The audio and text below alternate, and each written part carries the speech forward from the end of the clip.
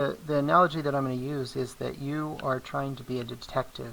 If you can think of your favorite detective, maybe it's Sherlock Holmes. You're trying to use a bunch of information that you can better target your customers.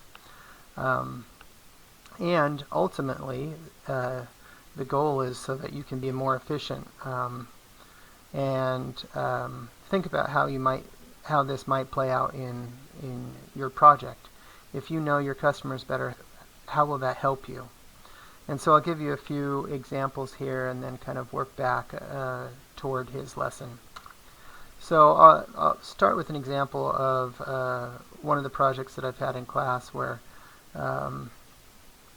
there was a guy who was going to make targets for shooting practice for people that go out to the desert here in Las Vegas and shoot, or shoot, at a range, I guess. And whether they would, he was interested in whether people would be more interested in zombies or cartoonish characters on his posters or his targets. And so so let's just talk through why he cares about knowing his customers really well. So the first thing that he could do is he could just go up and talk to people to see if he could sell these things to them. Maybe he goes to a gun shop or goes to some other location.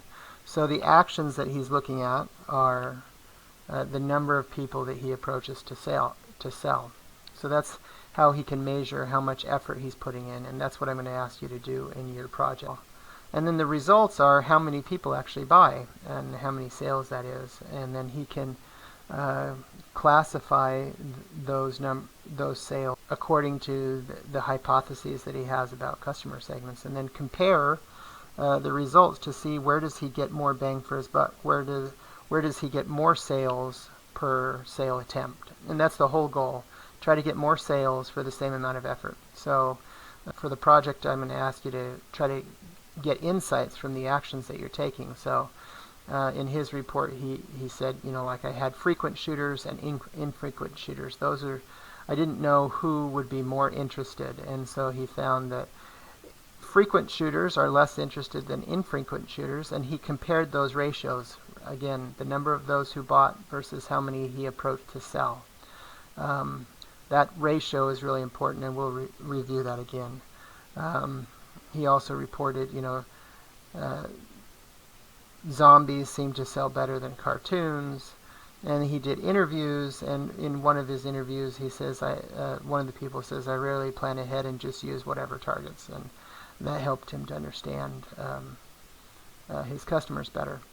So another example is he put it on Craigslist, and with Craigslist he can't observe how many people actually saw it, so that's one of the weaknesses of Craigslist. I prefer now Facebook Marketplace because that gives you more data and it actually works better. I've used it myself to sell some things. But with Craigslist, you might still use that. You can't observe how many people it is that see it, but you can observe how many people responded, and then of those who responded, you can see how many bought. And so then you can kind of see if he cared about distance. Did that matter? And so he saw that those that are close are more likely to respond than those that are far, but not much difference in buying. And so he's able to measure those ratios. You'll notice that he has like 9 people who responded total to the ad. The fraction is a little bit different from the one above. He can only measure how many responded, and then he can divide those by whether they're near or far, and then divide those sales by whether they're near or far. And so try to get some insights that way. Similarly, he could send out emails to friends, so he can measure how many people he sent to and then how many bought.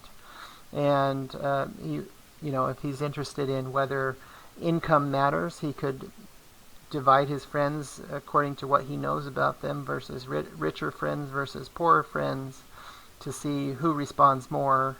And again, the whole goal here is that you're trying to figure out a way to increase the ratio of the results, how many people buy, divided by the actions, how much effort you're putting in. So you want to just be more effective.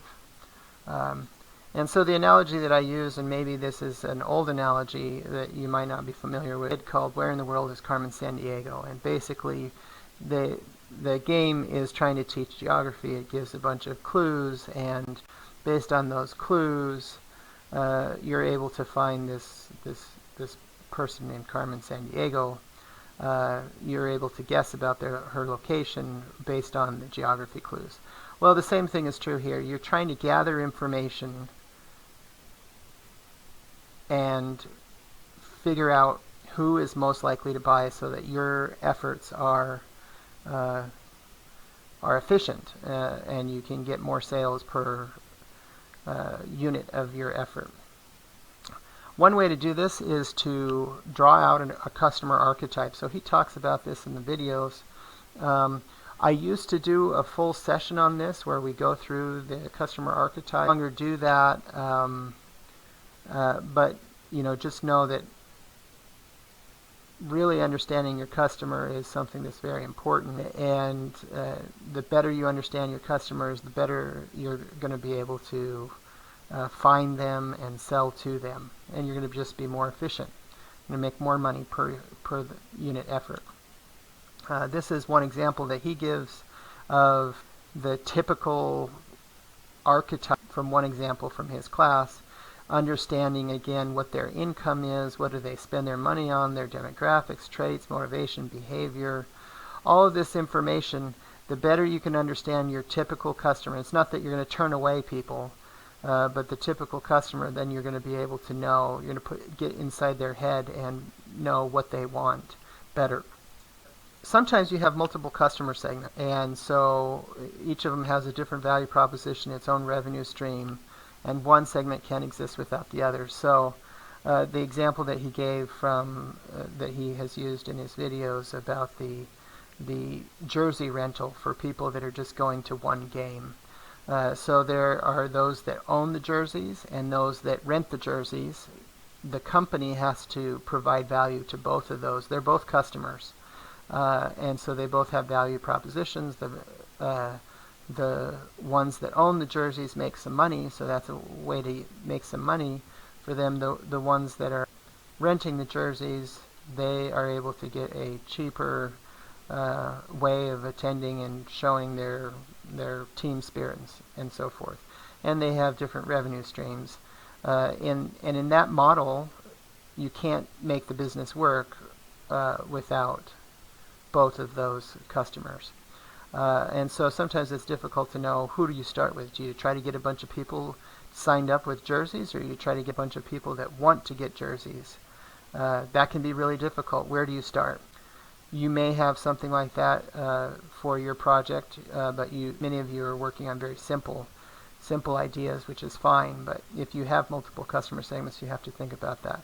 The other thing that you have to think about that he points out that many times if you're selling to an organization and there's many people involved, there's a decision maker, an economic buyer, people in the organization that will recommend what to buy, influencers that have some type of an opinion, and then finally the users that actually have the problem.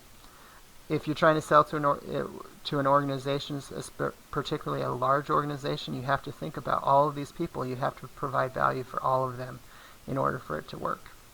So you'd have to create an archetype for each one of them. Here's an example that he gives of interacting within one organization. There's all these different people, and you got to know who makes the decisions and how it's done in order to be able to get things sold. All right, that's it.